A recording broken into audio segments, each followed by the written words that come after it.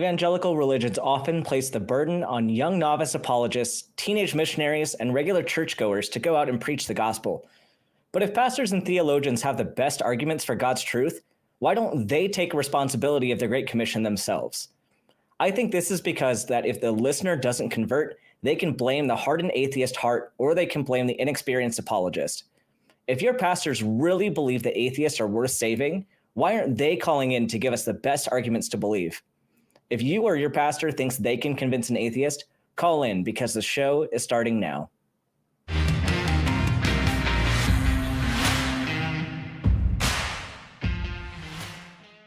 Welcome, everybody. Today is July 13th, 2025. I'm your host, Dr. Ben, and with me today is the one, the only, the Welshman, Richard Gilliver. I'm never gonna stop doing that.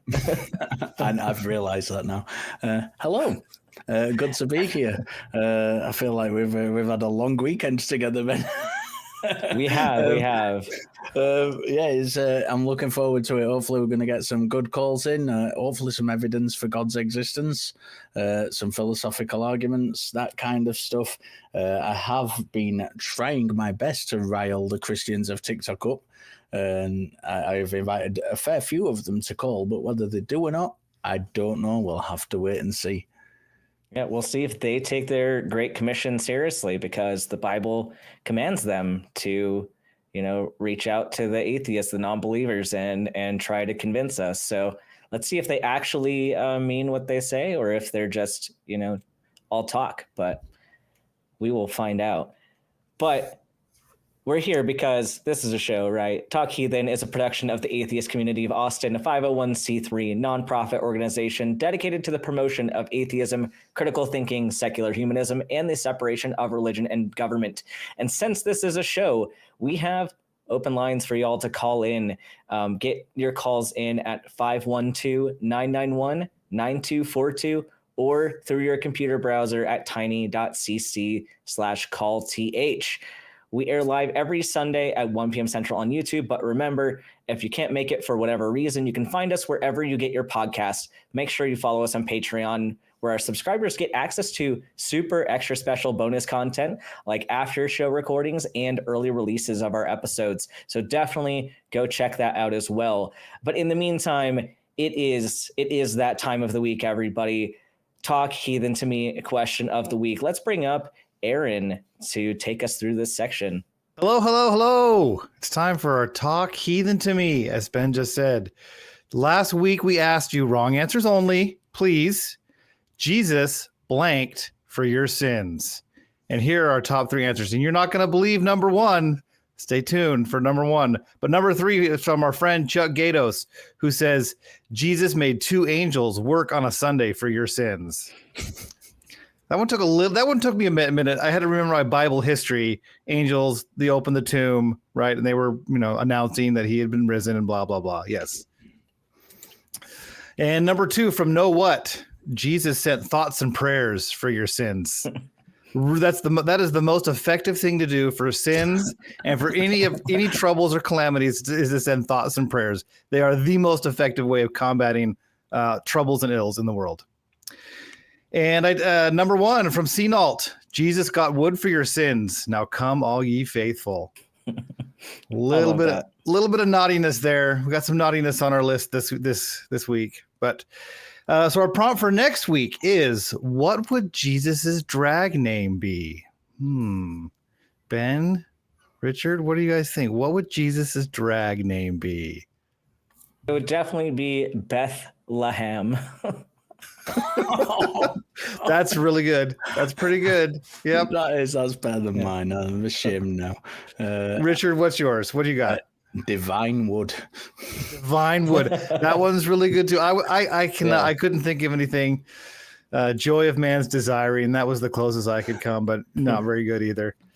All right. Well, if you have an answer for what would Jesus's drag name, please leave them in the comments below this video. Not in the live chat. We'll see it, but you're not going to be entered to win the number one spot. So if you want on the comments of this video, tell us what would Jesus's drag name be, and we look forward to hearing your answers. Ben and Richard, I think that's it for me. Have a great show.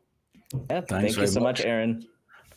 And some other people that we want to thank as well are the lovely crew. Let's go to the crew cam to thank all the people who help with the video, the audio, the moderators, notes and stamps people, and all the call screeners. Yeah, most of them. Thank you to most of them. And with that, we do have callers in the queue. So let's talk to a returning caller. This is a theist, Steve, him from Nebraska. This time wants to talk about evidence for the flood. And it sounds like a few different topics here, but we'll see what you got, Steve. Pick your favorite topic out of the list that you gave us today. Okay. Yeah. Hi, Dr. Ben, Richard. Yeah, thanks for having me again on your program. So, yeah, last time we discussed my belief in the Supreme Elohim, whose signature, I believe, has been found written in life's genetic code based on the structural components, cumulative atomic masses of amino acids, among those determined by the first two sequential nucleotides that encode for whole family codon-based amino acids, thereby formulating the equation. Yeah, you gave that whole argument, and essentially my argument against that, Steve, if you remember, is that you could make up an equation with, like, if you have an answer you wanted to get to, you could make up an equation to get that number that you want. So this is not a good argument. What do you got for us today? Well, yeah, but that number 37 multiplied by its weird number 73 equals 2,701, which is right. Hebrew. But what's your topic for today? Do you want to continue on that, Steve? Do you want to continue on that same topic, or I saw, like for your call screening, that there were a few different topics that weren't that one. Okay. Well, what were the other topics? Evidence. So what I'm calling for now is to present evidence that meteor showers in conjunction with meteor impacts had precipitated a quarter-mile high biblical flood, as evident by Burkle's crater, the Camille crater, and the Hembury craters, whereby these 5,000-year-old meteor impacts had evidently formed a mega tsunami wave, thereby resulting in the extinction of all humans who resided near low-lying coastal regions. That's not a biblical flood. That's not how the flood's described in the Bible. So, what are you arguing for? Are you arguing that there was a tsunami wave that was half a mile high, or are you arguing that the biblical flood was true? Because they're not the same thing. That's not how the flood's described in the Bible. Right. That's not exactly how it's depicted. But in addition to this 300-meter high mega tsunami wave, this coincided with 100 meters of rainfall precipitated by millions of jet-sized contissimals that fragmented from the Atlas 2019 comet. Even if that's true, that's not how the flood's described in the Bible. So are you arguing for a biblical flood, or are you arguing that there was a flood at some point on Earth? Well, there was. What I'm arguing for is there was this great flood that happened in the time frame. Are you arguing for a great flood that meets the description of the Bible? Like, are you asserting that there was a global flood that killed all of the people, all of the animals, except for those on the ark? Is that what you're claiming? I'm claiming that based on the aforementioned creators of evidence, we should conclude that the Elohim very well may have indeed rescued Noah, his family, property, and livestock. Steve, if we're going to continue this conversation, I don't want you to read something that somebody else wrote to us. Like, I can go look things up. At the very least, paraphrase what you're reading into your normal language. Like, because I'm not convinced that you understand the things that you're reading. Right? Like, if you really understand a material, it should be easy for you to take the information that's written in one place and then retell it in your own words. Can you do that for us? Yeah, those are my words that I have myself written. that you wrote. Did you write a paper on this? Are you citing yourself here? Yes. All right. What exactly was the thesis of your paper, and what evidence do you have that supports that thesis of your paper? And where was it published so we can so actually go and have a look at it now while we're talking to you? Okay, so this quarter-mile high flood described in the Bible is evident by the fact. So that wait, hold on, wait, please. You've just said you wrote a paper on this. Where is this paper published so I can actually go and pull it up now, as I did last time you called?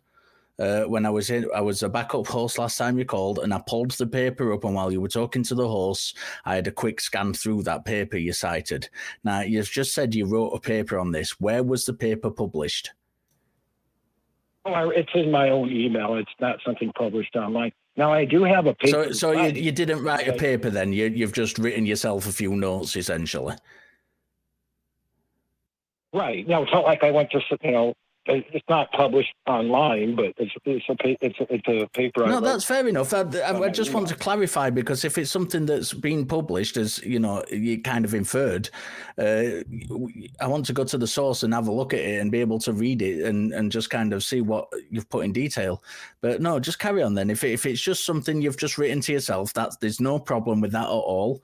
Let's kind of walk through that, because my main problem with the last time you've called, and I appreciate I wasn't the one talking to you, but my main problem with last time when you called, you came to a conclusion based on the paper you gave that was not shared by the authors of the paper yourself, which, as Ben suggested,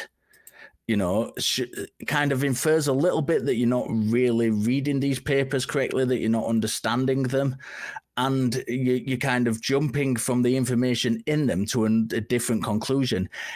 That's kind of just been built upon by your introduction to this topic, where you've said, there's all this information about this worldwide flood, and it is the biblical flood.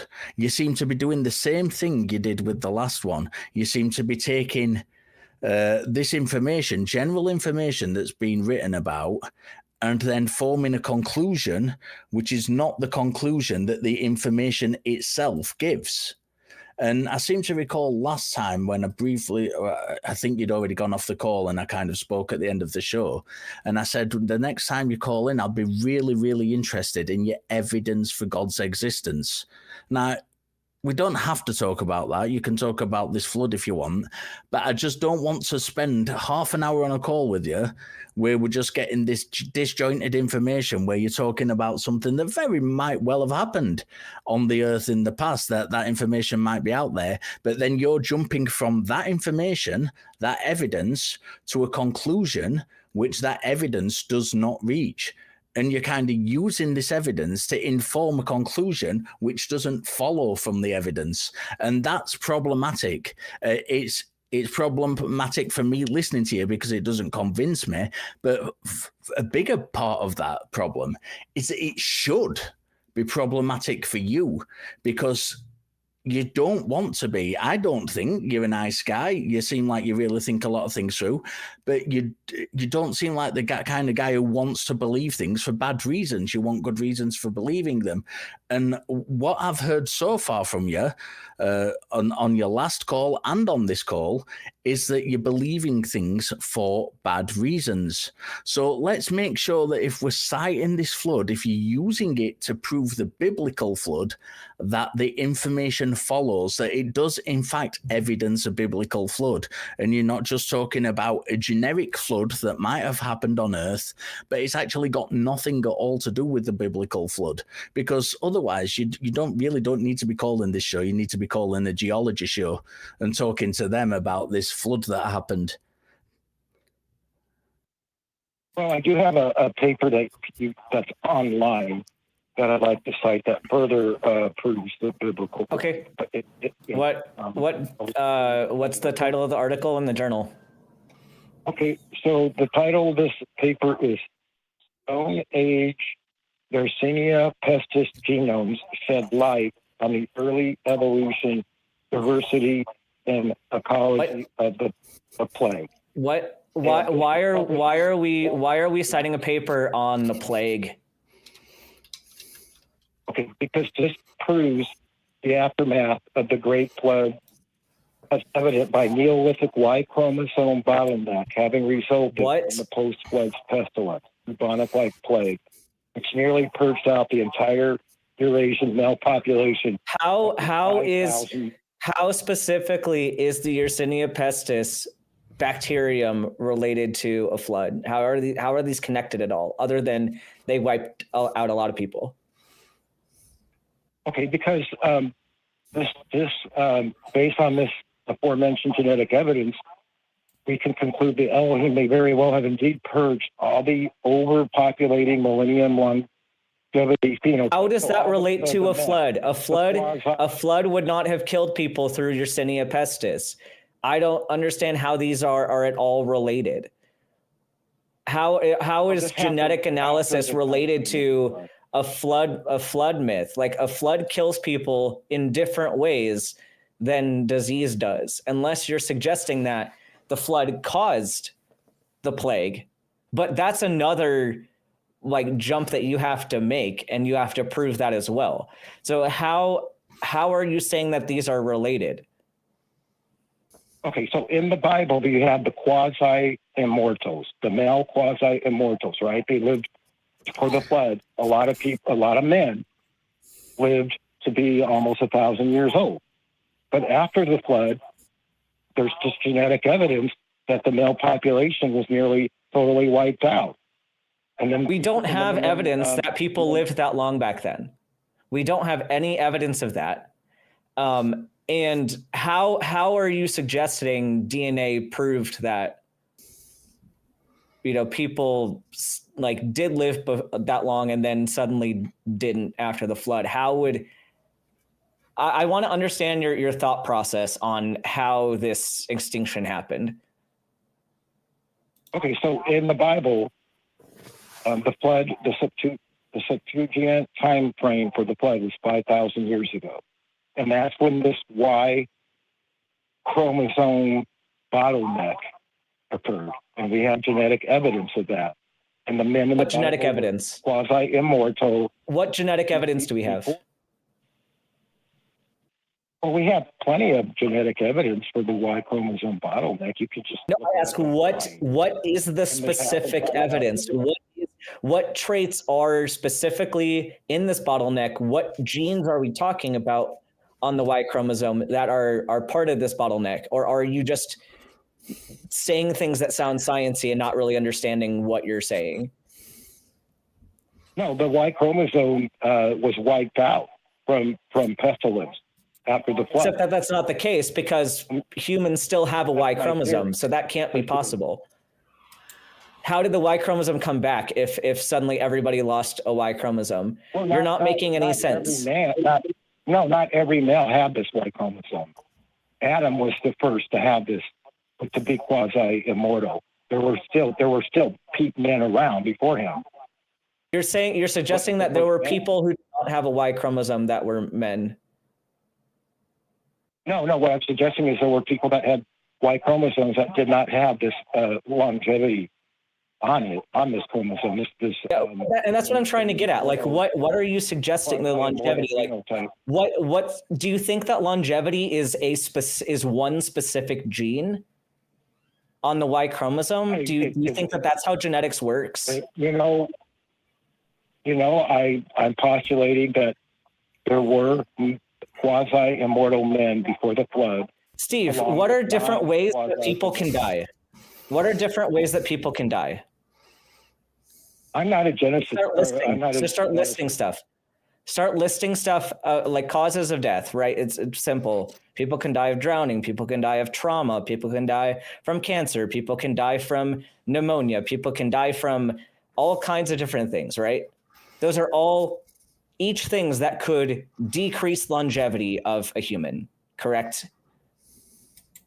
Yes, of course. So each thing has a risk associated with it, right? So different people have different risks of contracting disease. People have different risks of dying in a flood based on where they live on the planet. They have different risk of sustaining trauma, whether that be personal choices or choices other people made, like if someone gets in a car accident, right? There's different risks that people have that determine how long they live, right? Would you agree with that?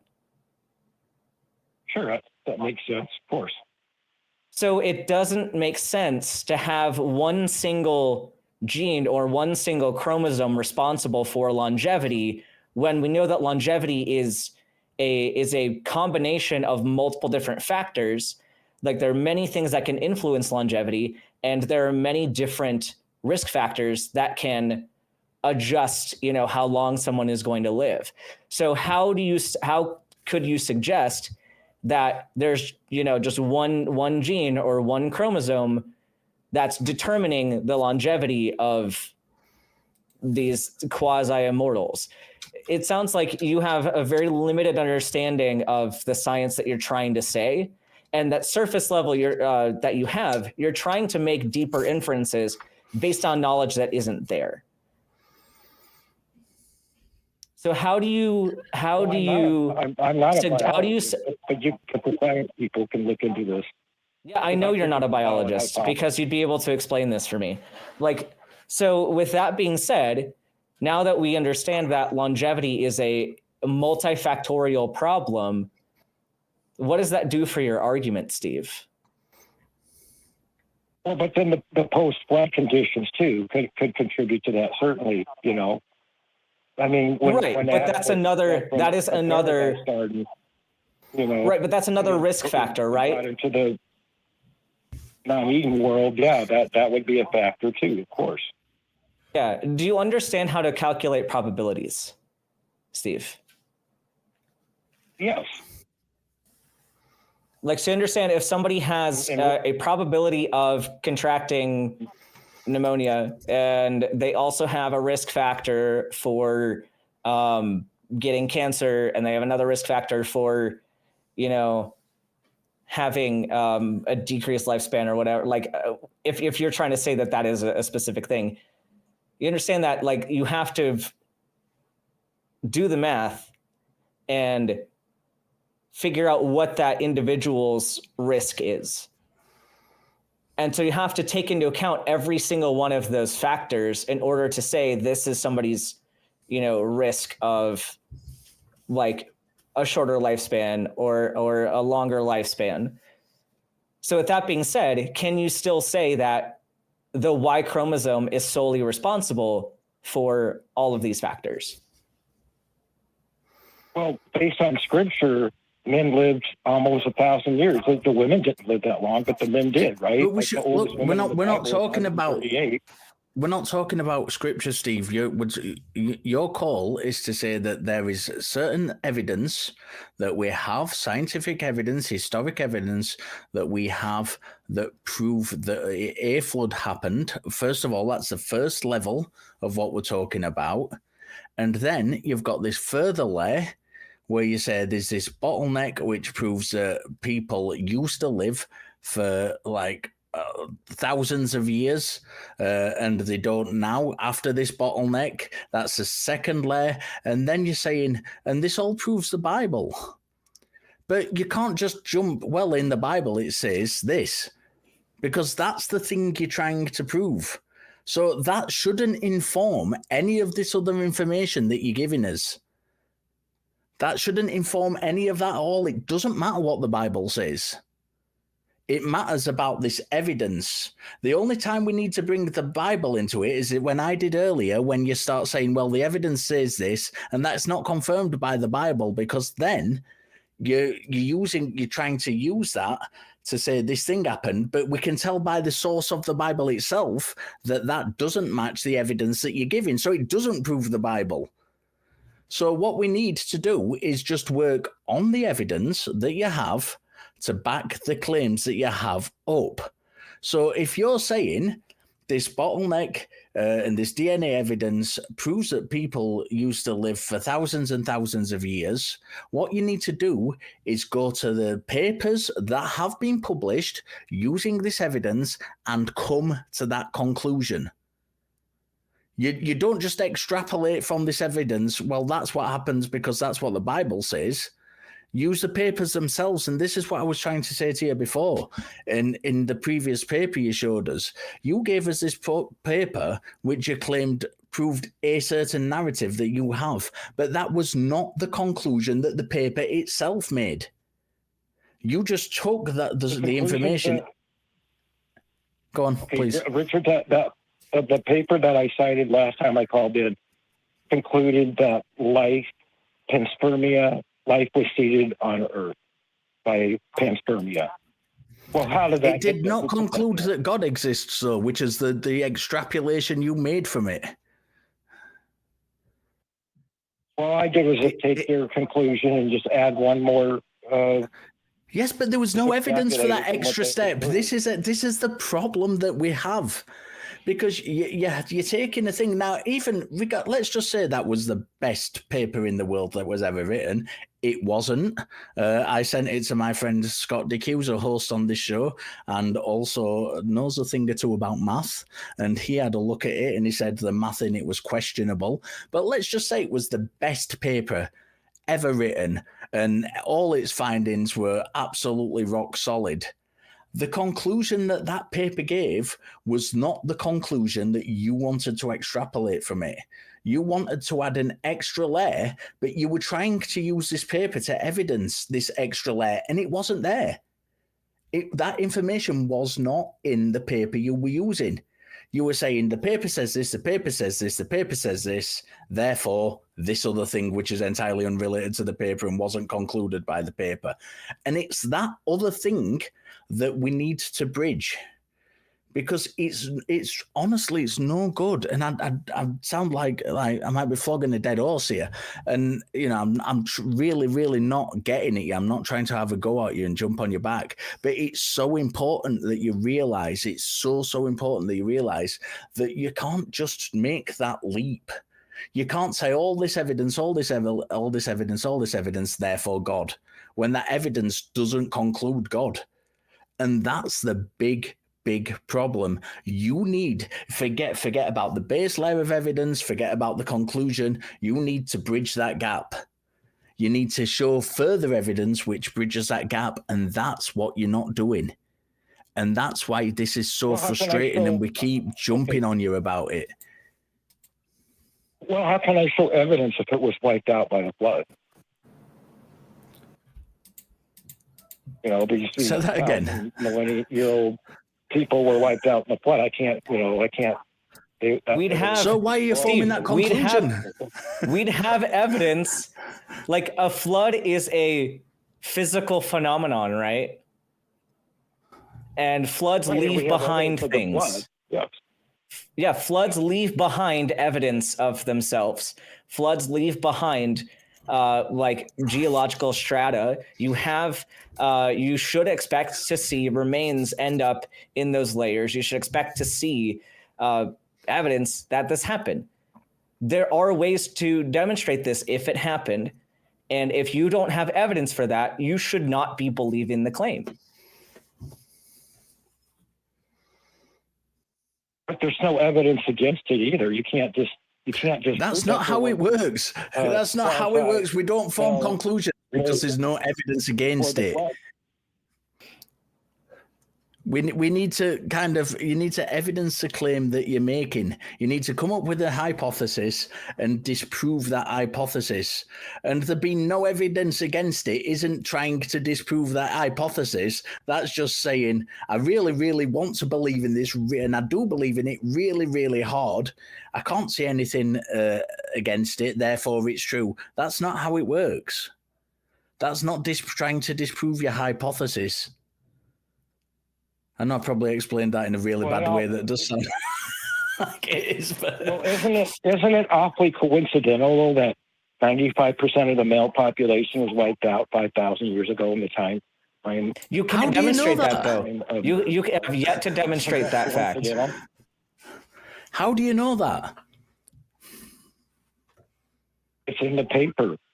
The Stone Agers, pestis. Do you believe, Steve? Do you believe every single publication that's put out to the internet?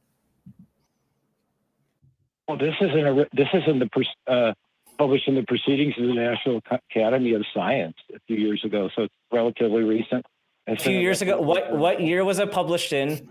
What do you have the? 20, yeah, what's this? Give me the specific citation.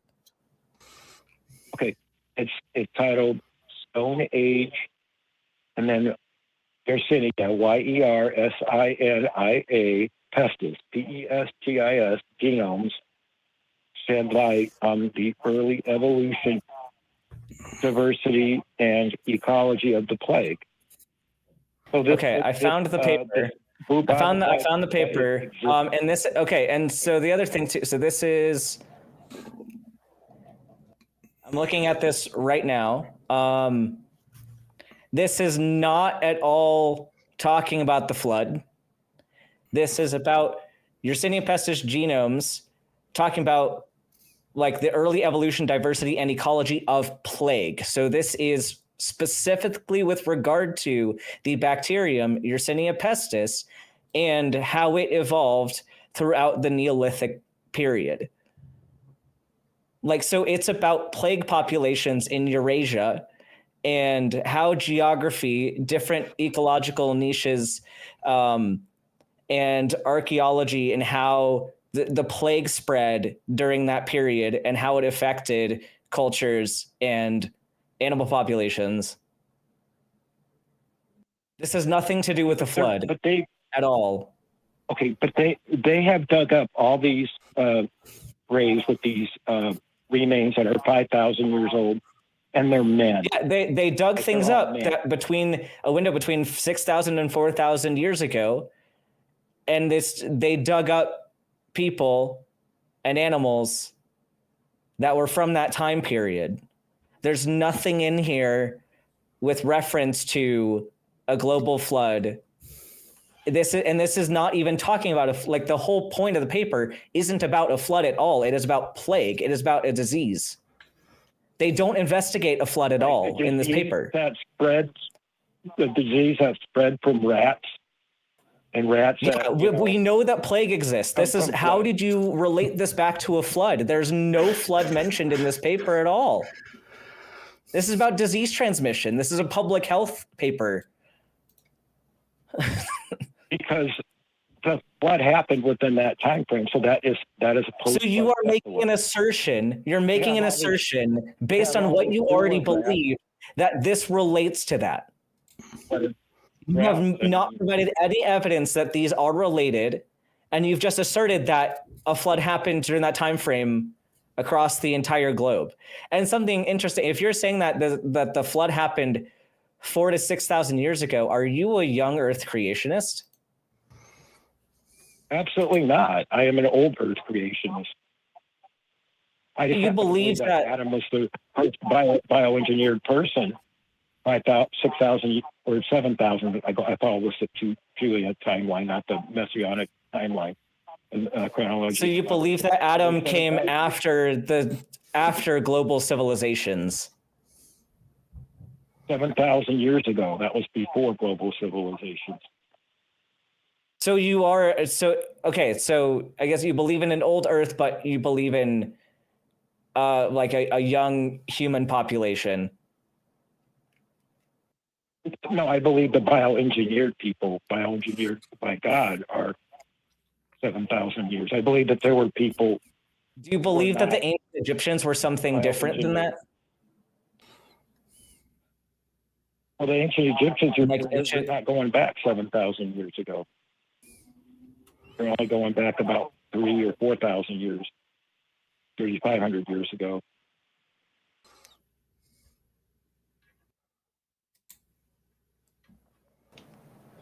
Richard, do you have any? We're still here. I don't want to keep going around the same roundabout, but we've got this thing, Steve, where we've got, you've got this conclusion that you want to prove. you want to prove the Bible. And you're looking at these different factors, these different scientific papers, and you're saying, if the Bible is true, this proves it, because in the biblical timeline, this would have happened then, and I am correlating this event with this biblical event. Even though the paper itself, the evidence itself, is not demonstrating anything to do with the Bible, anything to do with the claims in the Bible, you're just bridging these two things. But the bridge is not made of evidence. The bridge is made of, Steve really wants to believe this is true. And this is a problem. It's a real big problem.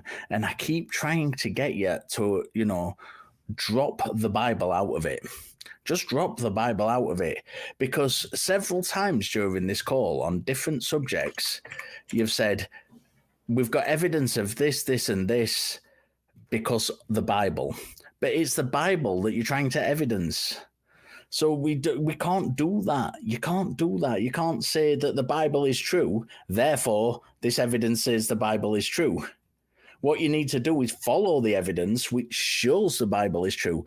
And this isn't, well, I tried explaining that really badly. I tried to explain this last time, by the way, so I apologize for that. But this is what you're doing. You're starting with this evidence, which is in scientific papers, and then you're making the leap to the Bible. But you can't make that leap. You can't jump. You've got to build a bridge there. And you're not building a bridge there. You're just jumping. You're just wildly leaping into the dark. And it's not proving anything. It's not proving anything. You've got to remove the Bible and from the evidence itself, build a bridge. And if the bridge gets to the Bible, then all well and good. But at the minute, it's not doing. The bridge isn't going anywhere near the Bible. And to bridge that gap, instead of building a bridge of evidence, you're just taking this wild leap and saying, yes, but the Bible's over there and this is what I want. And trying to pull it towards you while you're making the leap. And it's not working.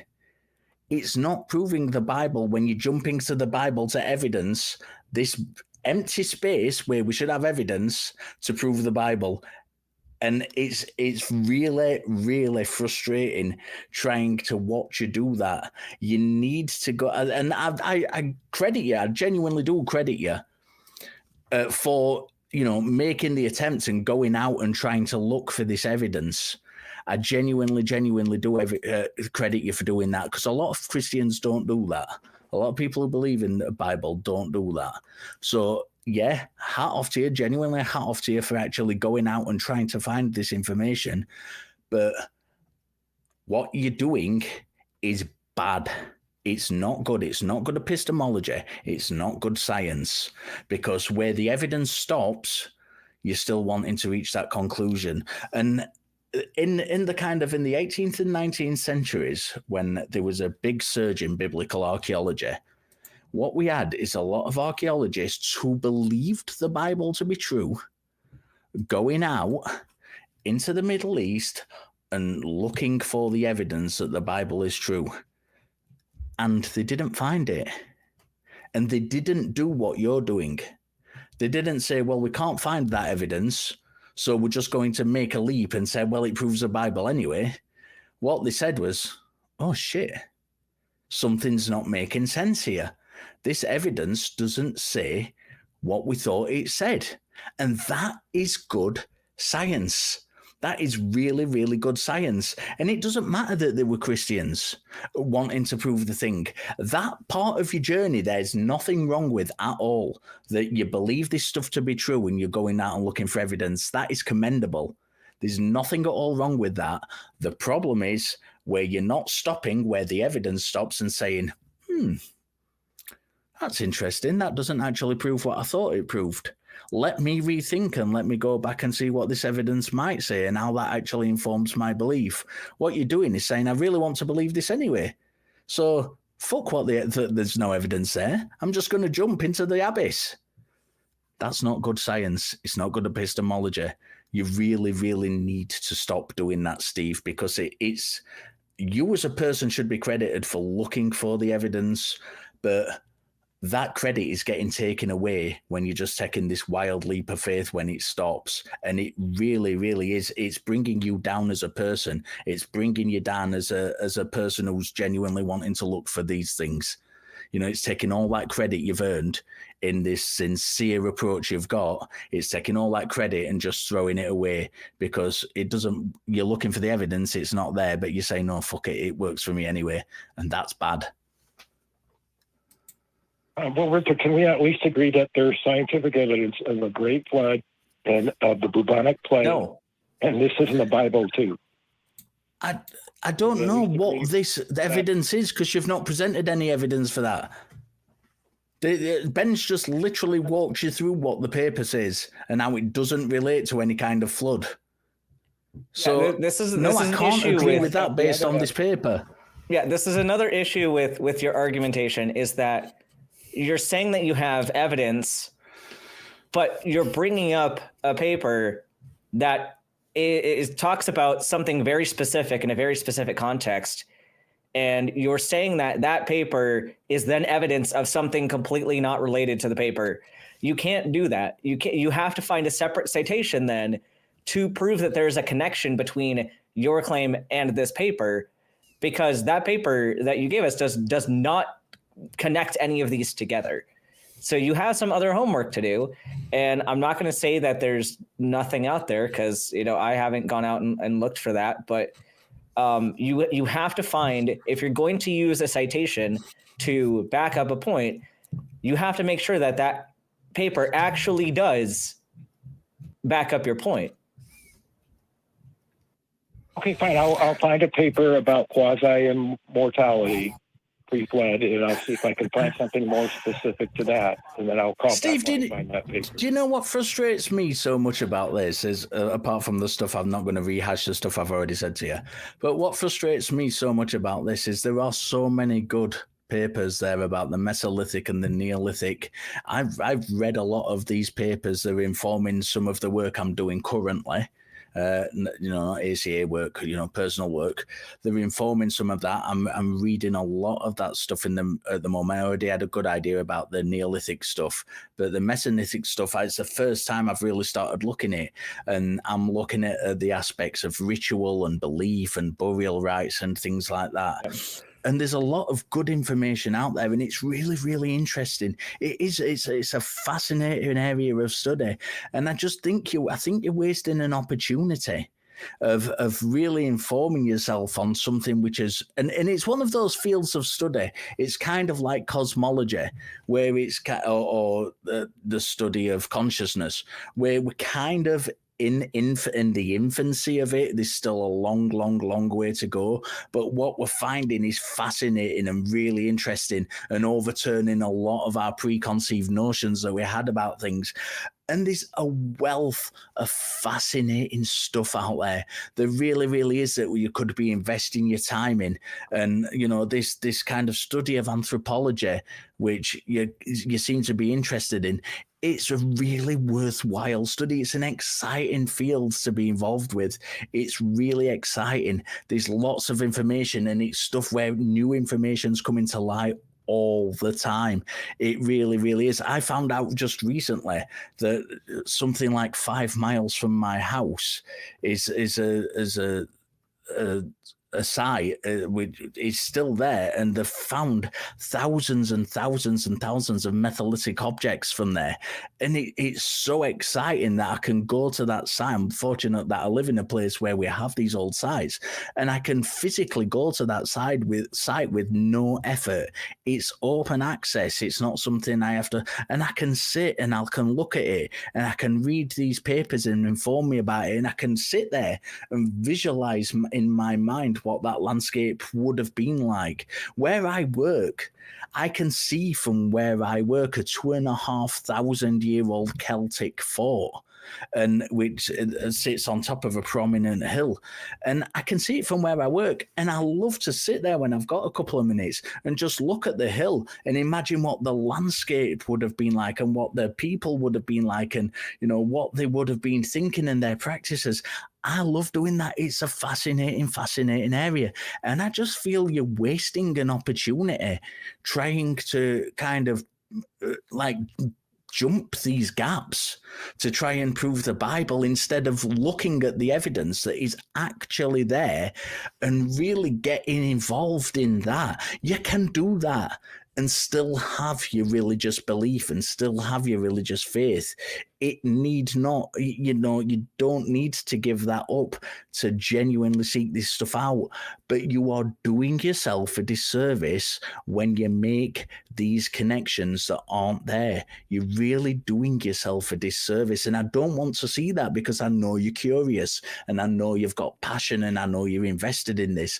And I want to see you truly and honestly, like, get satisfaction from this. And ultimately, that's not going to occur just by bridging gaps that aren't there, making bridges from evidence that isn't there. And I think you should, my kind of advice to you, as someone who's interested in this and gets someone who gets so much joy out of this field myself, is actually study the stuff for study's sake. Not trying to prove the Bible, or even if you do try and prove the Bible, stop where the evidence stops. It needn't affect your religious faith. Nobody's saying you should stop being a Christian or you should stop being religious or believing the Bible is true. But where the evidence stops, you should stop. And that's that problem that is there when the evidence doesn't inform the Bible, is for you to reconcile within yourself. That's a journey for you to take, but don't diminish yourself and limit what is such a fascinating field of study and an exciting field of study by trying to make these connections. Well, Richard, Did you know that the Stonehenge was built 5,200 years ago, and then it had to be rebuilt a few hundred years later, 4,900 years ago? Did you know that? And you know why that I've really not looked at Stonehenge. I've got lots and lots and. Yeah, Steve. I think we're gonna wrap up this call for today. I think go find some papers, bring us some evidence, and as far as the Y chromosome topic, I've got some stuff that I'm looking into. I'd be happy to talk with you specifically about that issue in a future call. But I think we each have some homework we're gonna do, and then we can come back and address this later. But I hope you have a great rest of your day, Steve. All right. Just a couple things to talk about because I'm super, super excited. It's that time of year, everybody, for the Bat Cruise 2025. The date, August 16th. Time is at 7 p.m. You can get your tickets now, and they do sell out very quickly. We already sold out of all of the early bird, or I guess the early bat, because one of the crew thinks that they're funny in putting a pun. But we're already sold out of those. But don't worry, you can still get regular price tickets for that today. So go get those before they all sell out. Go to tiny.cc/batcruise to claim your tickets to the Bat Cruise. You can also contribute by purchasing a ticket for a cast or crew member by making a donation to the ACA. And we have a couple people that have decided to do that. Tina B. and Charles, thank you so much for your contributions. You are helping cast and crew members to show up and be able to talk to you all at the Bat Cruise. And we greatly appreciate you. Another great way to support us is by sending in super chats. We've already had some come in. We'll read them at the end of the show, but keep sending those in and we will read them at the end live on the show. That being said, we do have another theist caller that I would love to get to. This is Cyrus, he, him from Ohio. Welcome to Talk Heathen. It sounds like you want to talk about the person and existence of Christ. Go for it. Yes. Okay, yeah. So really my message here today is that, Jesus, God in the flesh, he died for our sins and rose from the grave. If you receive the free gift of eternal life, you'll be saved from eternal punishment. I hear. How do you? I think it's Richard. And then why do you? No, we don't want you to preach on the show. We want to know why you believe that. So that's what you believe. Why do you believe it? Well, I was actually going to go to one of I believe it was Richard. He was talking to the last caller about stopping where the evidence stops. So I was kind of just going to come off of that. But if you want me to say why I believe what I believe? Yeah, I mean the main topic Okay. of discussion, we're kind of trying to get to, why you believe all this. Because if you're correct, we also want Right. to be correct. So yeah, Sure. why do you believe all this is true? Yeah, well, I mean, I'll try to keep it short. I don't want to have to, I mean, you know, there's a lot of people listening. I don't want to have to give my whole life story, but, you know, I grew up in church and stuff like that. But it came a time in college where I moved away. And, you know, I started doing things and seeking things kind of on my own, wanting to seek answers for myself. So I guess if you wanted to call it deep thinking, philosophy, this and that, for the first time I was smoking weed, things like that. But I took away. So just so you know, I'm not just speaking from a biased standpoint, but I stepped away from that faith. And, you know, I really was seeking, and I wasn't finding any truth in anything else. And I encountered the person, the Holy Spirit of Christ. What do you mean? And that's sorry to one interrupt reason you. why. But what do you mean? What do you mean you found truth in, or you didn't find truth in these other things? What were you doing to try to ascertain what the truth is? Yeah, sure. I think deep down, whether people would agree at face value or not, a lot of people are searching for like a sense of peace. And I mean, that's why a lot of medicines are produced, is like healing. How do we stop death? How do we not have pain and suffering? So, you know, really when I say I found truth, the truth found me. You know, I'd get temporary peace from smoking weed. I get temporary peace from a moral value. Say, oh, I won't eat pork. That's a moral. I'll have this moral superiority, and I'll have this peace. But none of that worked. I really needed the person of Christ in my heart. So and that might sound. So does the feeling of peace equal truth? Does finding peace in something make it true? Absolutely not. But what I'm saying is that, you know, if you want peace, you should know the truth, genuinely. So, but then we're in a little bit of a circle, right? So if we say that you found the truth because it was the one that gave you the most peace that wasn't temporary peace, but then you're saying that if you find truth, then that should give you peace. So you're using peace to find the truth, and then truth is giving you peace. So I'm still not quite clear on how we determine which sources of peace are correct ones and which ones aren't. Because if I've met people who say that they found peace in Hinduism, I've met people who have found peace through Islam. How do I know which one of you is correct? Absolutely. And I think that's where you can start to read those scriptures for yourself. You could study Hinduism and you could study Christianity, which I'm not saying you have it. But I mean, historically, Hello. The resurrection of Christ. Hello, I've got my hand up. Can you hear me? May I speak? Yes. Can you hear me? Yeah, I can hear you. I'm trying to respond to you. I've studied Islam, the scriptures of Islam. I've studied Christianity. I've studied the scriptures of Buddhism. I've had a little bit of a look at the scriptures of Islam, Hinduism and Taoism. I'm not convinced on any of them. I know people who've become Buddhist monks. I know people who've become Catholic nuns. I know people who've converted to Islam. I know people who have no religion and are exceptionally peaceful and at peace in themselves. I'm one of them. I'm very, very happy. I've got a very good life with very few problems. And when problems do arise, I surpass them largely with peace. I'm a peaceful person. I consider that I have found peace. And I do not see anything in what you've said that I've not heard friends who are Muslims say, that I've not heard friends who are Buddhists say, that I've not heard friends who, I dare say, are different sects of Christianity than you are say.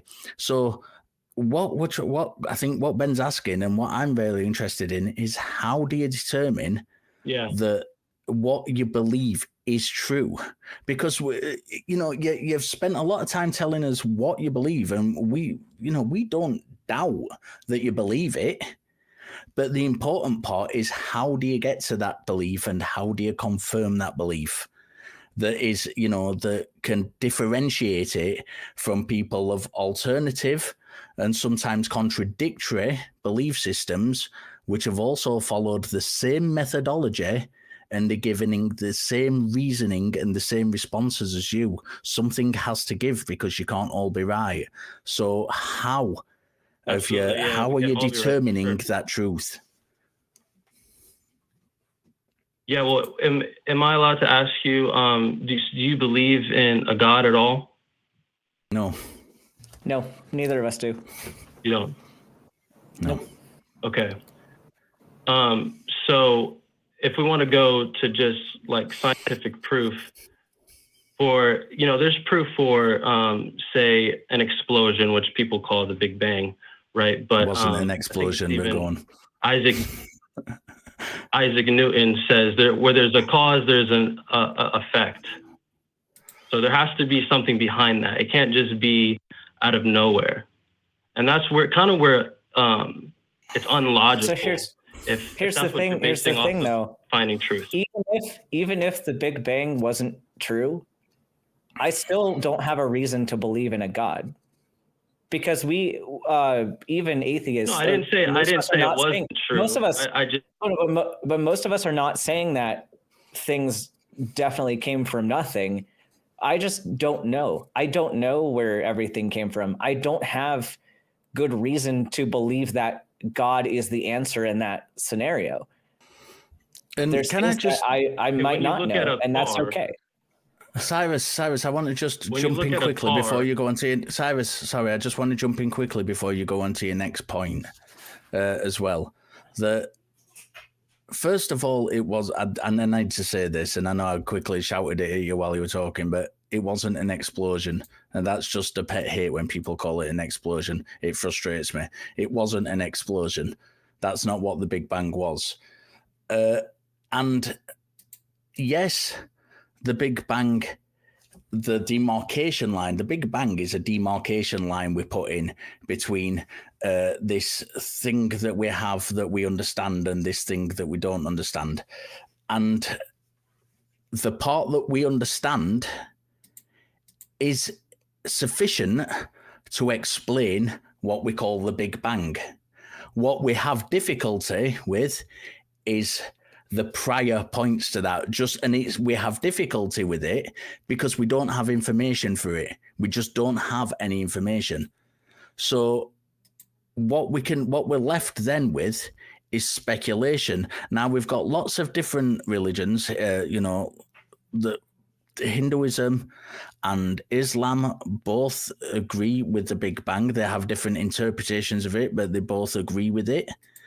Buddhism doesn't. Buddhism thinks that there was an eternal regress into the past in universes. But there are all these different ideas. But what we've got from the Big Bang is we've got a certain set of information, and then the information stops. Now, we can all agree on that information. We don't need to go into the mechanics of the Big Bang because, you've said you accept it, and fair enough. But what we need to do then is say, right, why are you then jumping from this point of the information stops and we do not know what was there with the prior inference from it, the prior cause to the Big Bang, if indeed there was one, beyond what we already understand, to God, because you're doing here what the last caller did. You're stopping where the evidence stops and you're making a leap. So how are we bridging that gap? Yeah, no, I mean, I didn't just come up with the idea of of God. When when I say the Big Bang, I'm really meaning a point in time where things came into existence. I'd have to brush up on the details of the Big Bang, but there most certainly was a time where things came into order and there was a sequence and a design. And so when you see that there's design, no. example, Let me stop you, Cyrus. Sorry. I need to stop you there. There wasn't a design. There was a sequence of events. What we had was an infinitely hot, infinitely dense point, and for some reason, which we do not know the reason, that point cooled down and expanded. It is that demarcation line right there where it started to cool down and expand, where we say, right, this is the Big Bang, this is the beginning of the universe. But nothing in the evidence we have at all suggests that there was a design involved in it, any kind of will involved in it. There is nothing at all there in the evidence that suggests that. So why are you making that leap? Because you've just said, I'm not making the leap, but there's got to be this thing. But why has there got to be this thing? Because that's not in the evidence. Well, if you look at a Tesla, for example, would you say that there's a design within the Tesla? Yes, because we know a Tesla is designed. There is not that evidence for design in the Big Bang. We have other examples of Teslas. We have examples of Teslas being made. You could go to a factory and watch them be made in front of you. There's a difference here we have multiple examples of a Tesla, and we can evaluate this process. We have an n equals 1. So there's many universe for what we know. We have this one example of this reality that we're living in. We have nothing to compare it to. We have no evidence of something similar. Like the information we have is the information we have. So these are different examples. So, an indigenous tribal group who's never come across that form of technology, when they first see it, they could conclude. No, they're probably going to think, a person made it because it's an example of a 3D object in this physical universe that we have seen, and we've seen other objects similar be made. Right? It's something that you see characteristics. You see characteristics. You see characteristics of something that is man-made, and there are some pretty clear tells. Like oftentimes, something that is in nature isn't made of those materials combined together. It doesn't have those shapes combined together. It doesn't have the motor parts that are working in that manner. There's things that are distinctly different, and we can look at patterns and say, this appears to be something that a human made, and this appears to be something that was naturally existing. There are some times when that line can be blurred because, we're dealing with natural components and like natural processes. I mean, a person making something is ultimately a natural process because a person is natural and goes with natural inspirations for things. So like you're taking things that we already have categories to organize those pieces of information. This is different from what you're claiming. Like you're trying to say that these two concepts are related and necessarily related. And I don't believe that. I don't believe they have to be. Okay, well, you're saying now you're going to belief, so you're jumping to a conclusion, to a leap of faith. No, because a belief is saying that I don't have 100% confirmation of what I'm saying. I'm fairly confident based on repetition in the fact that we've seen this happen before. We've seen how this is done before. I can have a certain level of confidence in what I'm saying. However, I acknowledge that there is a margin of error. There is room to say, maybe I'm incorrect in this. And that's what we have to do, that we have the best information that we have. Of course, there's room to be wrong. But in that's why if I say belief, that is something that I am asserting that I don't have full confidence in. and that's, you know, a whole separate conversation maybe on what is a belief and what is knowledge. But it sounds like I'm maybe making less of a confident assertion than many religious people would. Cyrus, may I ask you where you've kind of... Cyrus, may I ask you, because you're talking, you're kind of giving us this design kind of argument. Where have you kind of got this information from? What has informed you on this design argument? What, like, putting forward this proposition that, well, you know, Tesla's been made, so therefore, you know, the universe must also be designed because we see the hallmarks of design in the universe, etc., which we don't. But what has informed you? What reading have you done to inform? Is this just your own musings, or is something informed you? What sources have informed you on this, etc.? Well, I'd say a couple things, two things specific. Just consciously, whether you subscribe to a certain moral belief or not, we all kind of have these right versus wrong in our head, of like a judge, like a ruler who has to judge between two people. This is right and this is wrong. So I had this moral compass consciously, which said, when I look at this tree, it's clearly has purpose to it because it works perfectly with the ecosystem, and the rain helps it grow. The tree gives food to animals. This doesn't seem random. So that was one. Cyrus, you're using intuition. This sense in your head of something being right and something being wrong, can that sense be incorrect? Absolutely. So how did you know that you were making the right intuitive decision there? Because I kept studying, and you know, I actually, what were you studying? Mentioned earlier, my testimony. But that's what we're getting at. What were you studying? What sources? Because clearly sources influenced your intuition. What influenced that? Sure. Well, I mean, anything that I could study, really. I mean, science class. Can you give examples? Oceanography, botany. So you're giving botany, some broad. So you're giving some broad fields, right? But what specifically convinced you of the design argument? Like, what sources did you use? Well, I'm trying to say that both is that it's in, like, even in botany, if you look, I forget the exact name of it. It's like Tetra something, but there's patterns within plants that line up. We are pattern seeking. That's how our brains work. Sorry for interrupting again, but you know that's how our brains work. No, you're fine. Our brains work by pattern seeking.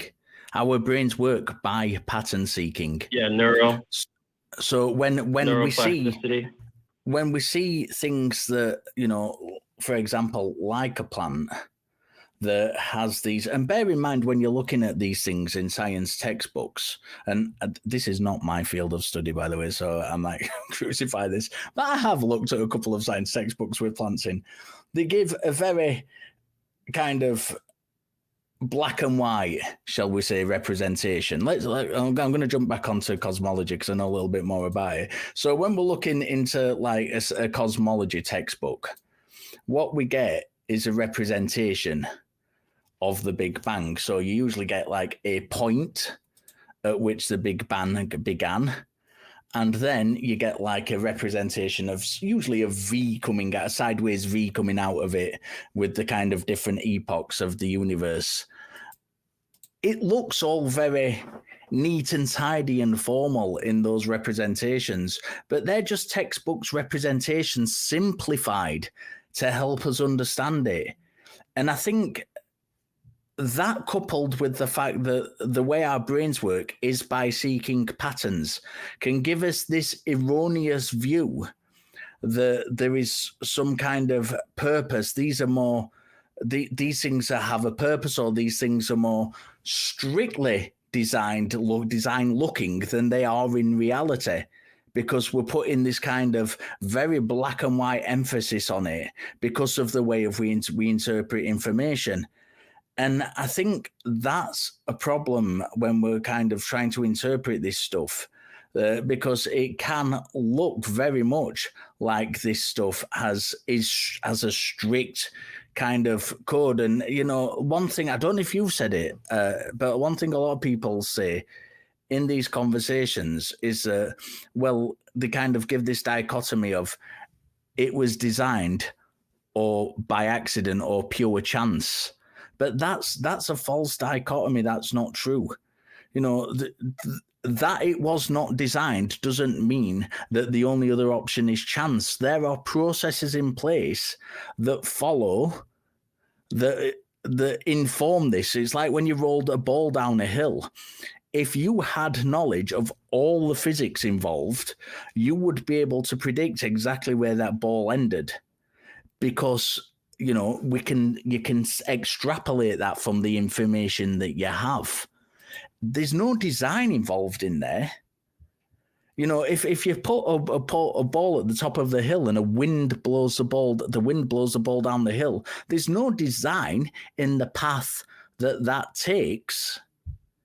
Even if we could work it out exactly, there would still be no design in there. But if you're trying to look for a pattern in that, then it might appear like that there is a purpose behind that ball rolling down that hill and ending where it ends. And that's the mistake the human brain makes when it's trying to figure this stuff out. The kind of reason I asked you where you kind of got your information from was because you sounded very much like you was. Have you heard of a guy called William Paley? No. William Paley, you said? Yeah, William Paley, Paley. I'll have to look him up. No. He was born in the 18th century and he was a clergyman, and he came up with this thing called the watchmaker argument, which very much is very similar to what you were saying about the Tesla. It's saying if you found a watch and you saw it and you just looked at it, wouldn't you think it had a designer? Because, it has all the components of design in there. And surely this is the same as the universe. The universe must have a designer because it appears to have all these components in there. William Paley was making the same mistake I've just described, that it was reading into patterns that aren't there.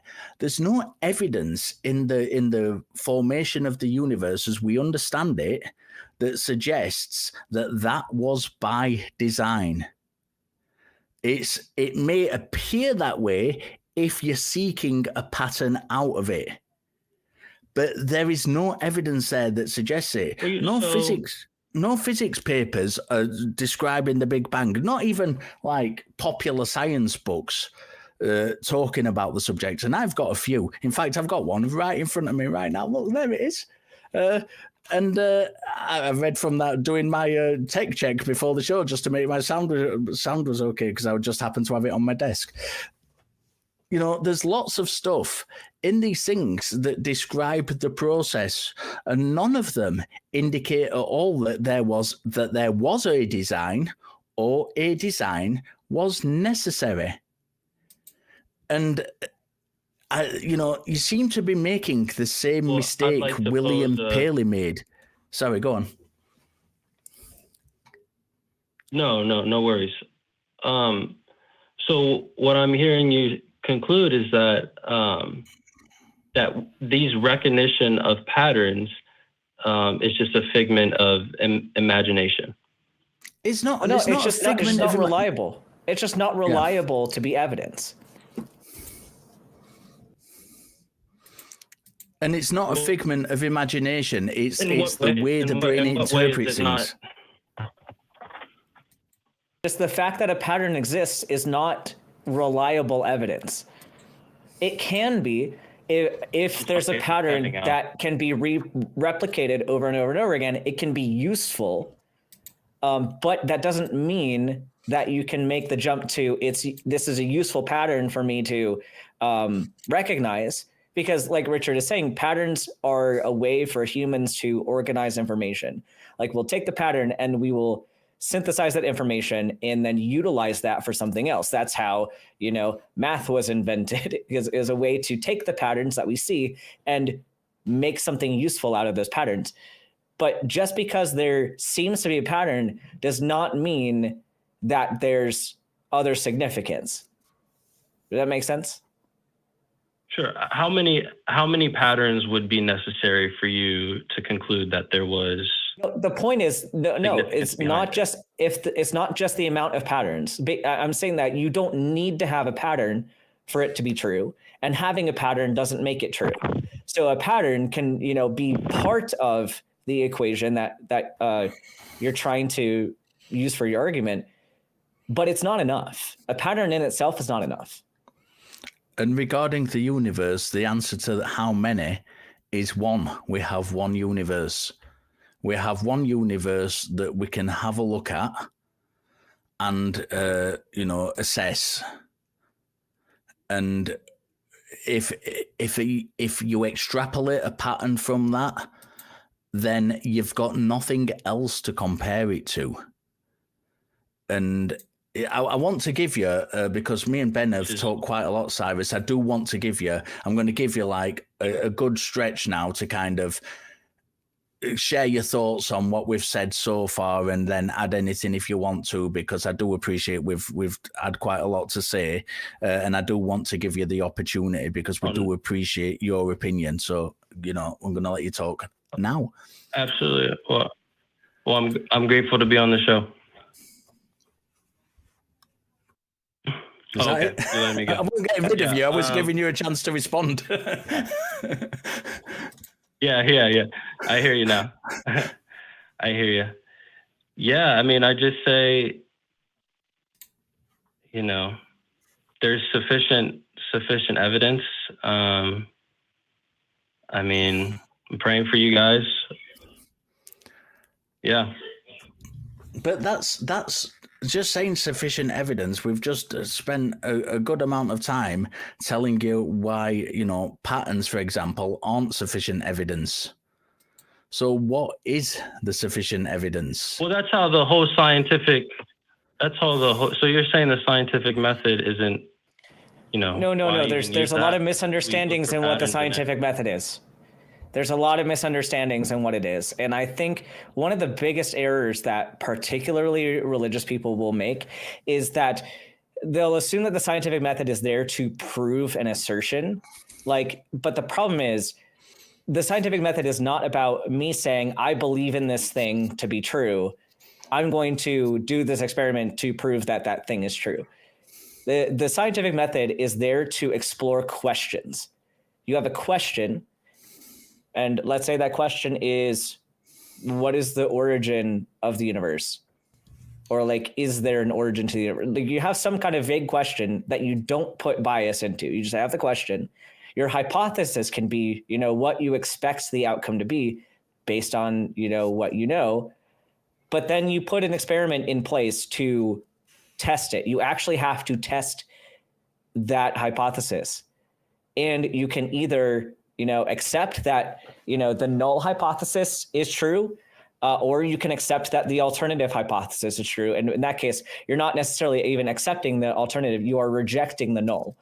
So none of this is to prove what you've already believed. It's to answer a question.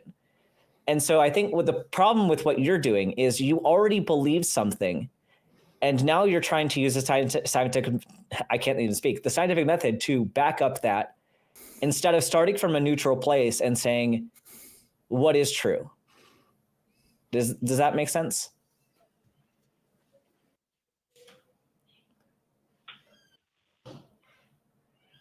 We're just not agreeing. Are you interested in historical evidence?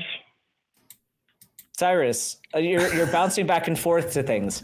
The standard of evidence that we have is pretty simple and it's pretty consistent.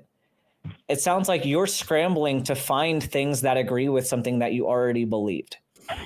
What we've done is we've said, I don't accept absolutely any not. position until it can be demonstrated to be true. So we're starting from a place of, I don't accept any of these religious claims. So if we take the null hypothesis being, I don't accept, or even if you want to take a null of saying, I don't know if there are any, it's a pretty neutral place to be. You have to then add on evidence to back up that any of that is true. And so that same standard of evidence goes for any other religion on the table. And so it's not about necessarily having like, it's not that I'm not convinced by a pattern. It's not that I'm not convinced by historical evidence, scientific evidence. You just haven't presented any actual evidence. The argument you gave for the pattern, like we told you why we don't accept that as evidence.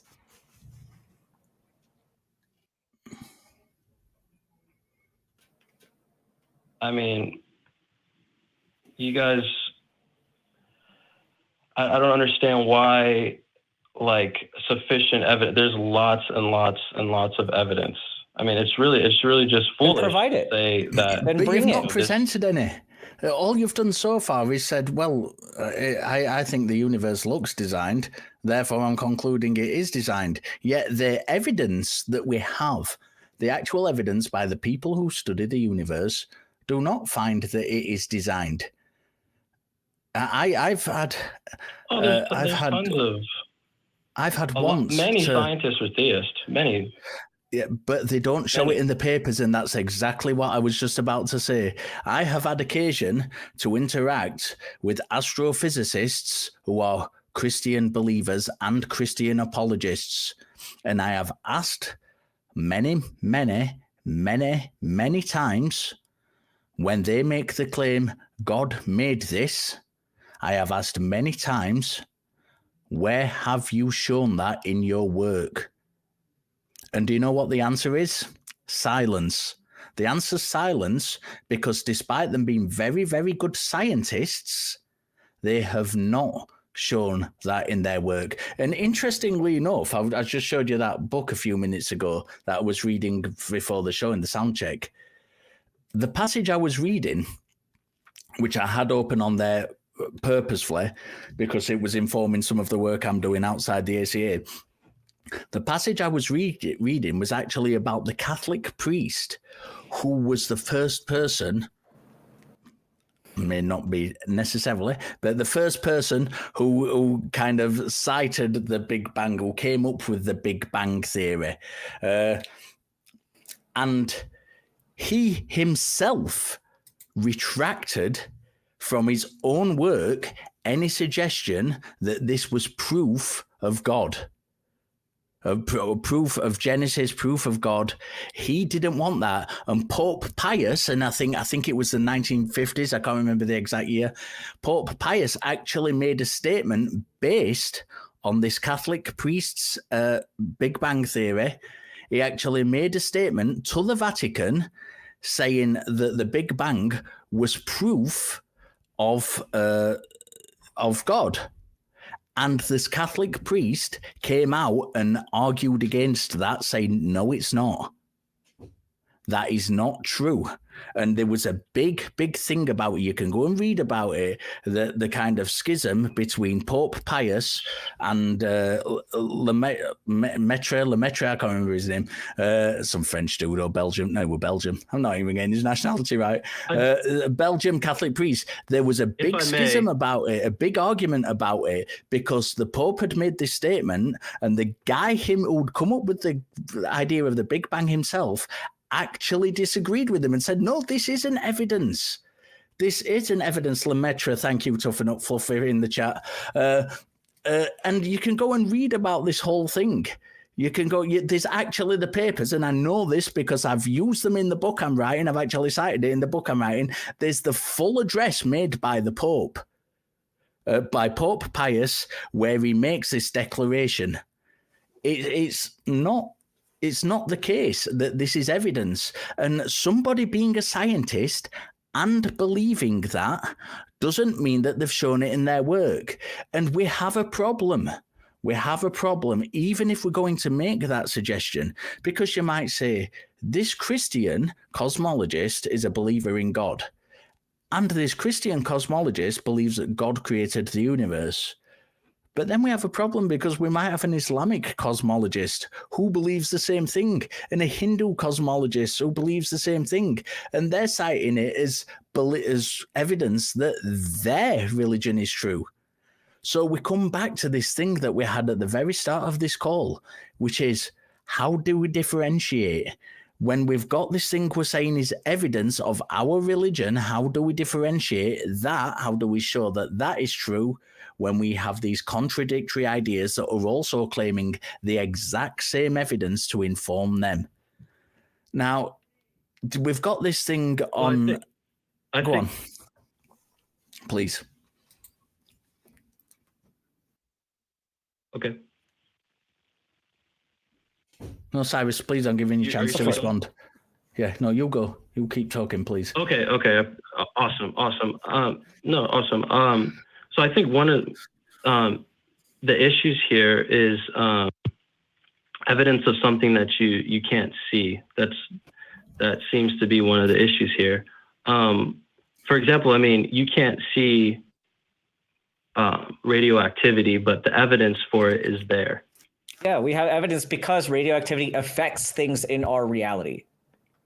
We have evidence that radioactivity has, we have ways of detecting it. We have ways of measuring cancer in people who have sustained a certain amount of radiation. We have thresholds of toxicity. We have demonstrable evidence that certain things we can't see are there. For example, like for a long time, we thought that germs didn't exist because we didn't see them. And then now we are able to see them. We're able to see atoms now. So yeah, there are things that we can't necessarily see that are real and that are true, but they have sufficient evidence to demonstrate their existence. We still do not have that for a deity of any kind.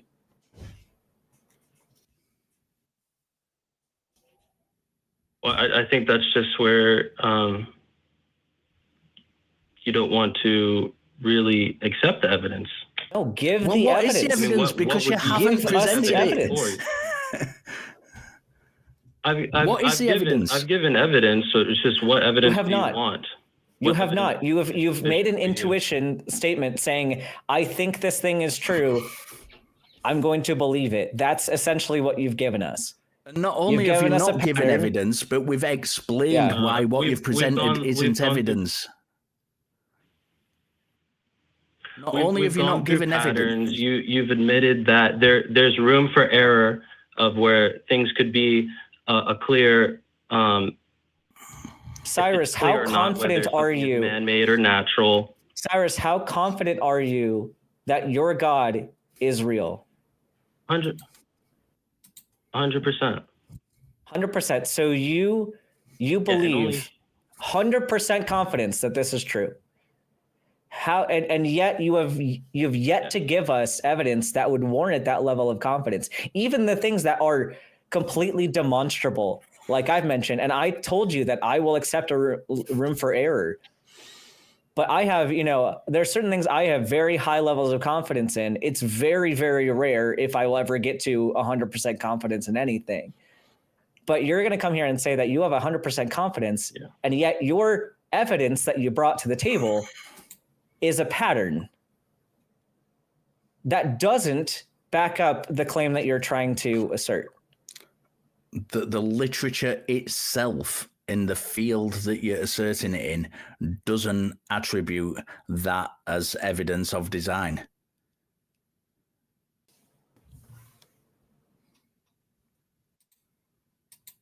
So where is this evidence, Cyrus?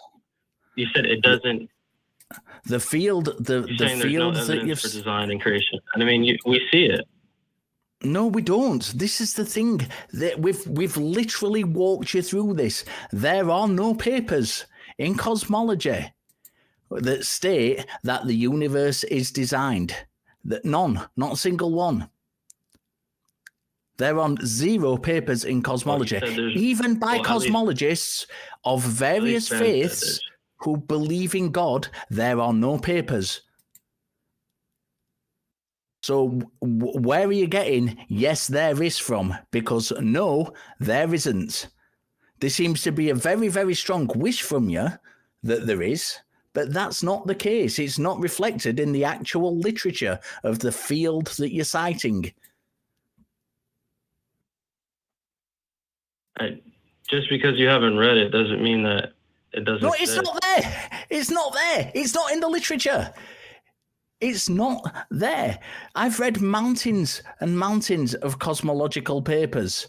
It's not there. And there is not one out there that I just happen to have missed. And all the other cosmologists who've come to a consensus on this subject have just happened to miss that says, or that provides this groundbreaking evidence.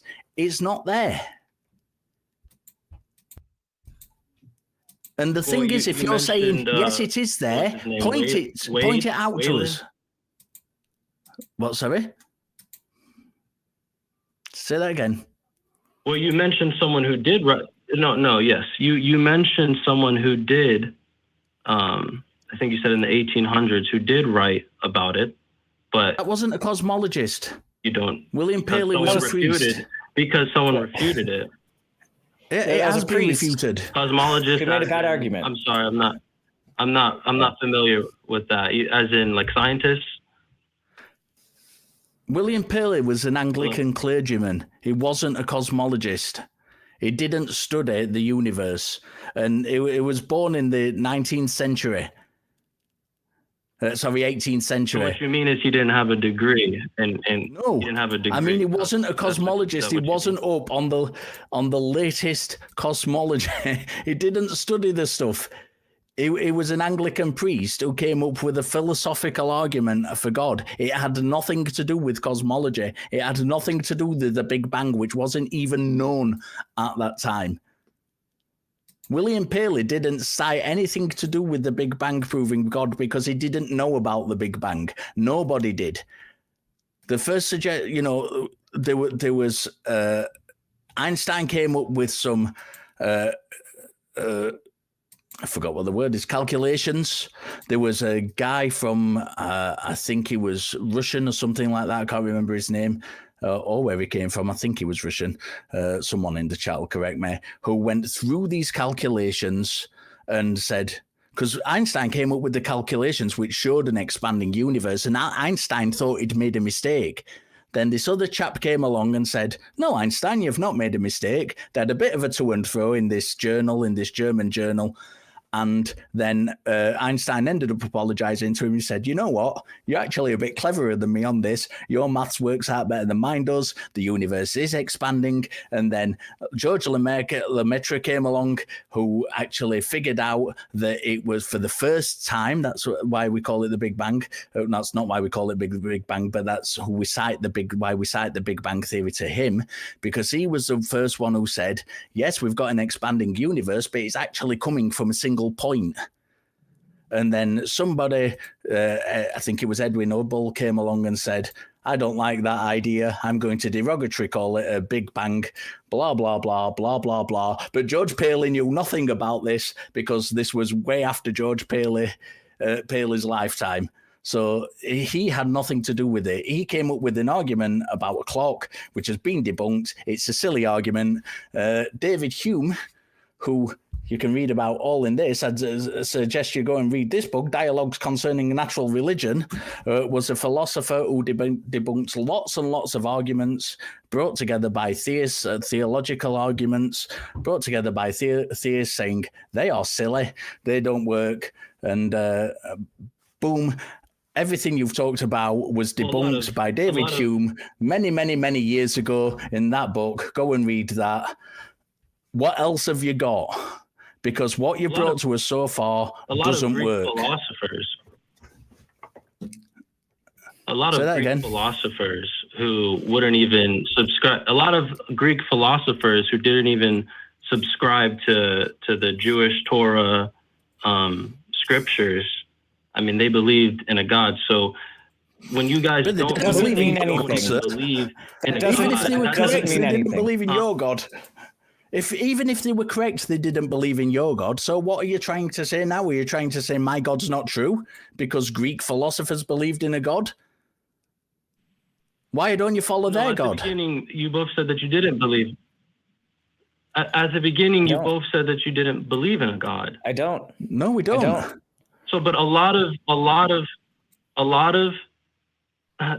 Cyrus, does philosophers, I mean, does how many everything people believe in so many- that Greek philosopher do you believe that everything that Greek philosophers believed is true? Do you believe that they were right about everything?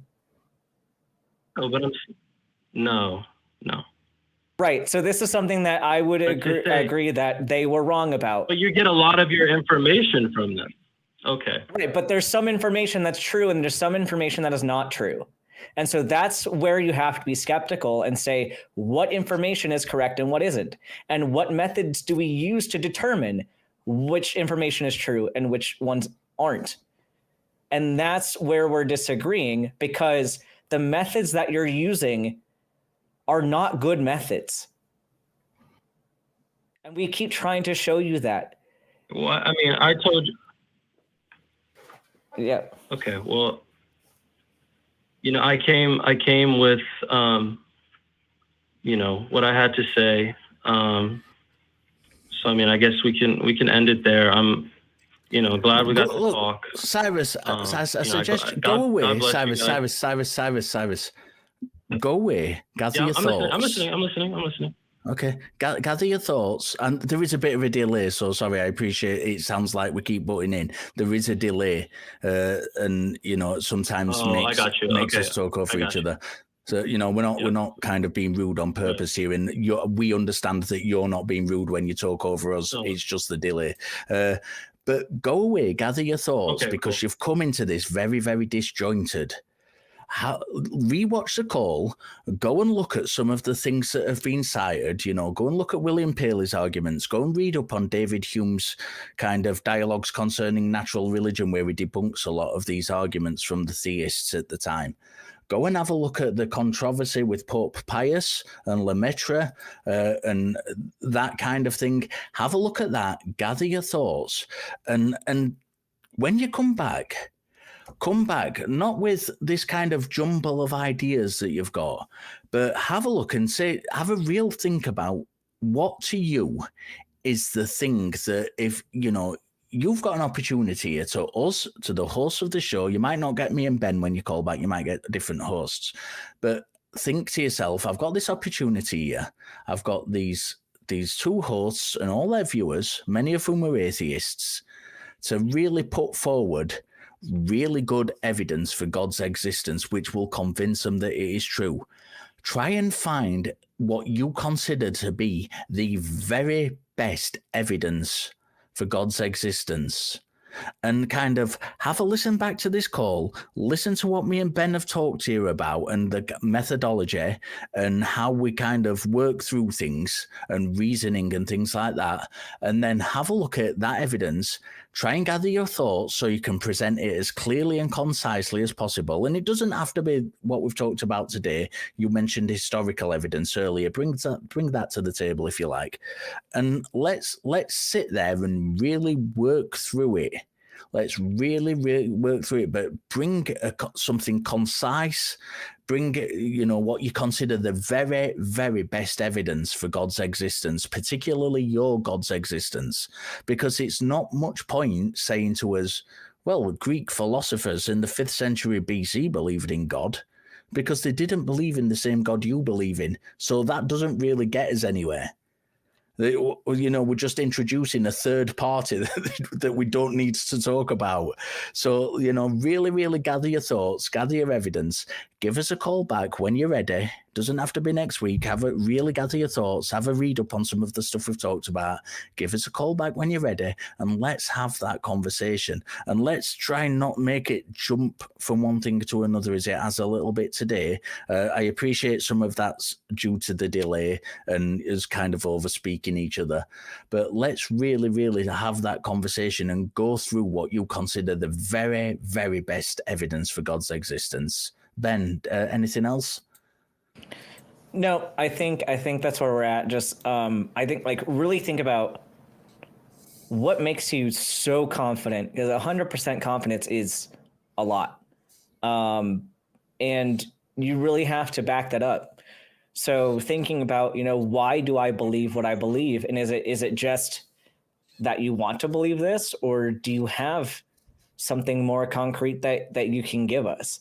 Because if something is true, we should have evidence of this. So yeah, that's the big thing I would ask, because I know Richard gave a lot of homework, but I definitely want you to call back. I do think that I appreciate how kind you've been in this call. I appreciate this back and forth. I really do hope that you do call in again.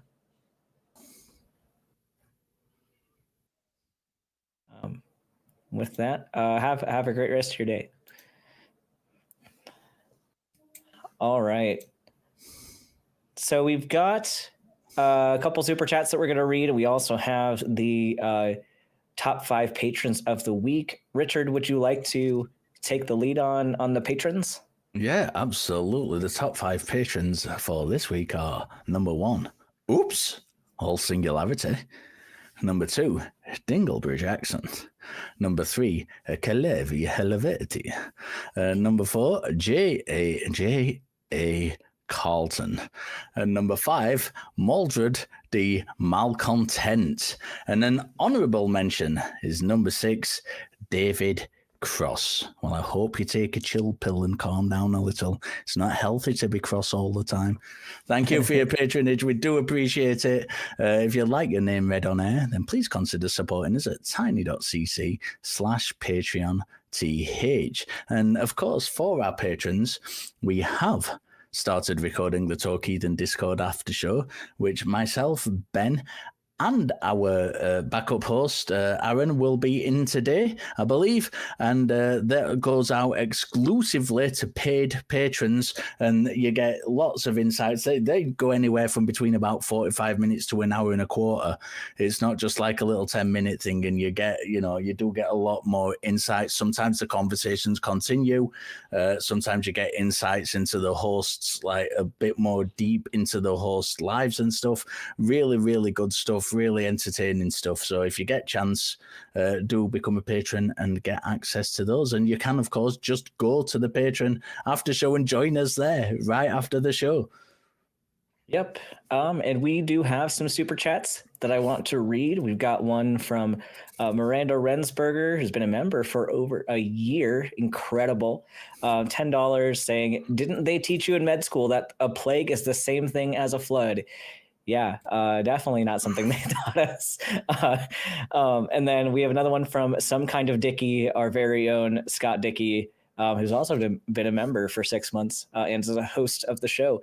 Since $10, saying, you can't prove me wrong is often an emotional response to cognitive dissonance. Keep calling, Steve. You're making progress. Yeah, I know we can get kind of frustrated with Steve sometimes. He calls in very frequently, but they're entertaining conversations, and Steve, I hope Steve is making some progress. Yeah, so do I. I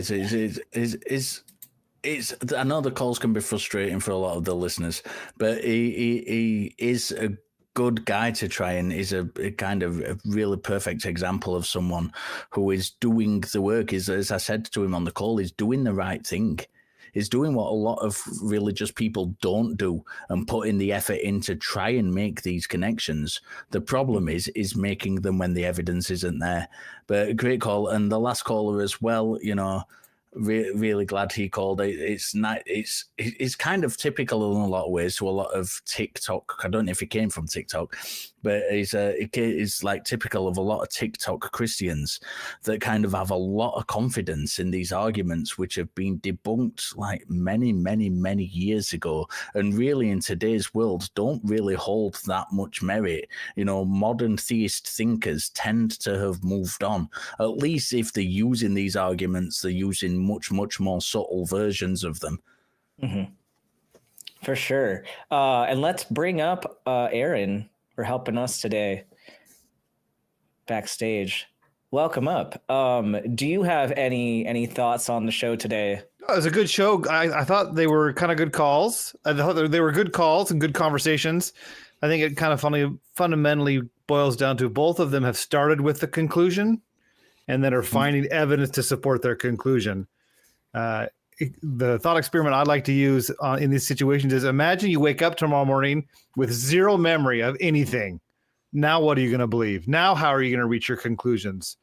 Are you just going to accept what if somebody came up to you about a book that wasn't the Bible and told you about God? Would you believe that book? Well, then why do you believe the Bible? Right. So we need to, well, I'd like these callers that are still listening to stop with the conclusion they want to reach and instead find the evidence and then see where the evidence takes us for a conclusion. But which has pretty much been the theme for the show today. Yeah.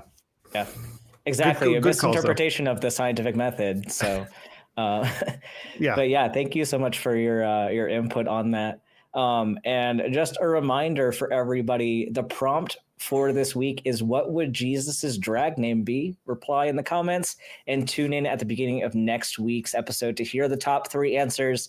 And it's time for some love rings. Let's send out some love rings to everyone. Once again, come hang out with us in the Discord after show. Aaron's face, love rings. We need to make a little promo video just featuring love rings as if it's a horror film. But yeah, go join us for some more chaos in the Discord after show. If you don't believe this is your community, we're here. We have some silly things going on. We've got the fun Discord after show.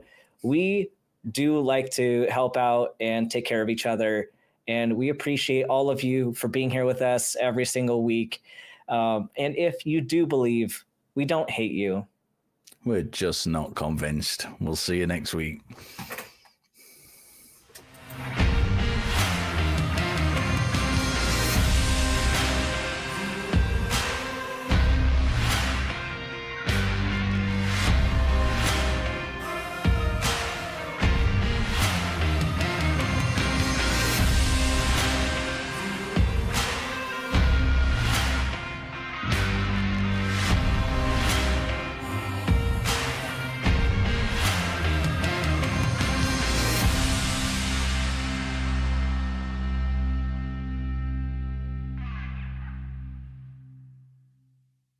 We want the truth. So watch Truth Wanted live, Fridays at 7 p.m. Central. Call 512-991-9242 or visit tiny.cc/call TW.